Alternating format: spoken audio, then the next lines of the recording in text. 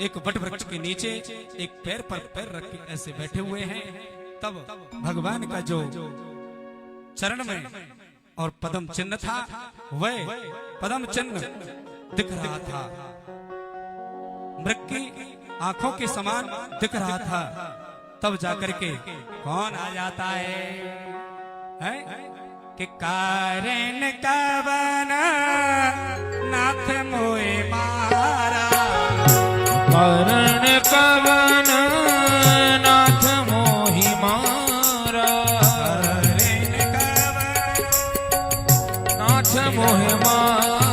श्रीमद् भागवत में ये जो चौपाई है अंतिम चौपाई है, धन्य है श्री तुलसीदास बाबा ने कितनी सुंदर व्याख्या दर्शाई है।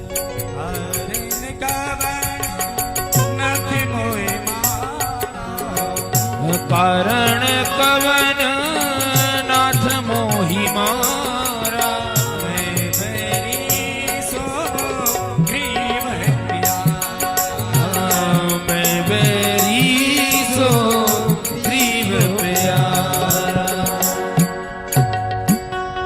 राम जन्म में और जाकर के वहाँ बाली कहता है प्रभु मैं आपका दुश्मन थोड़ी था, तुम्हारी मर्यादा अब कहाँ गई।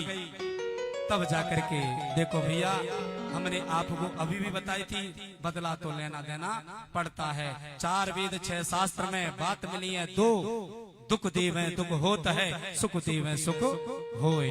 तो आज वही वाली और भेलिया बनता है जो पद्म चिन्ह देखा, जो कील बाहर पड़ी थी उसी कील को और धनुष की बाण की नोक पर रख करके और जैसे मेरे कन्हैया ने ध्यान किया, मेरी राधा रानी का, राधा रानी दौड़ी चली आई, दौड़ी चली आई, दौड़ी चली आई, वहां करके स्वयं साक्षात योगेश्वरी और मेरे कृष्ण में जाकर के लीन हो जाती है, लीन हो जाती है, लीन हो जाती है। और वह भेलिया ने जाकर के और उस बाण को छोड़ा, जैसे ही छोड़ते और मेरे प्रभु के पैर में लगाओ। भगवान उसी वक्त अपने किशोरी जी के साथ में अपने स्वरूप को समेट करके श्रीमद् भागवत में आकर के लीन हो जाते हैं। बोलिए भागवत भगवान जय हो। जय जय श्री राधे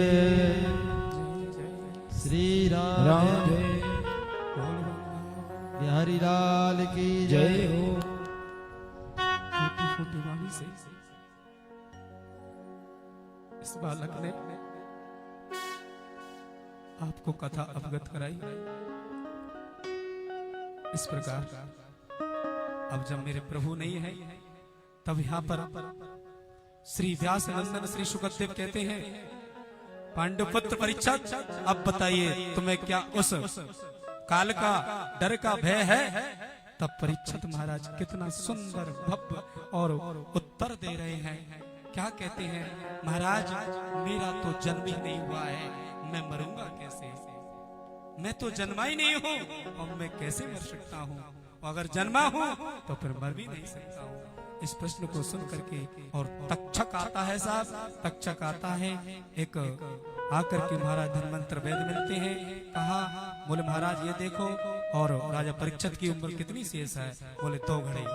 तो और वहीं से महाराज वेद लौट जाते हैं।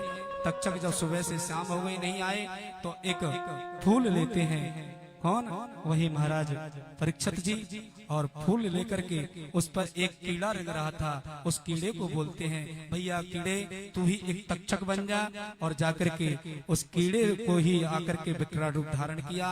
और कुछ लोग कहते हैं नासिका में नहीं भैया, साफ लिखा है पाद यानी पैर में जाकर के डसा, और जाकर के परीक्षित महाराज का यहाँ पर मोक्ष हुआ।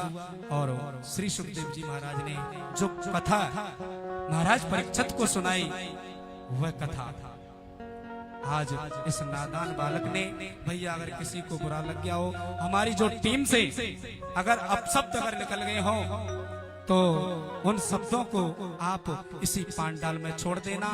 और इस दास से अगर कोई गलती हो गई हो, भूले में देखो हो ही जाती है, और हम तो आपके बच्चे ही हैं, तो बच्चों से गलती तो हो ही जाती है।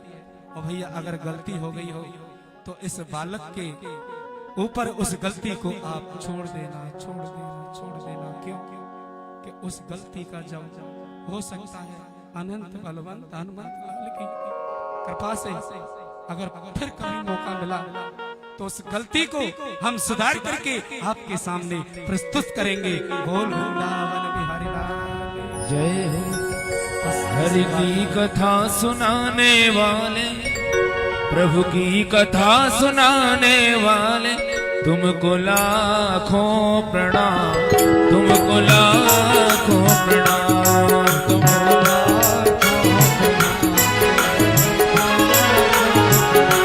हरि की कथा सुनाने वाले, हरि की कथा सुनाने वाले, प्रभु की कथा सुनाने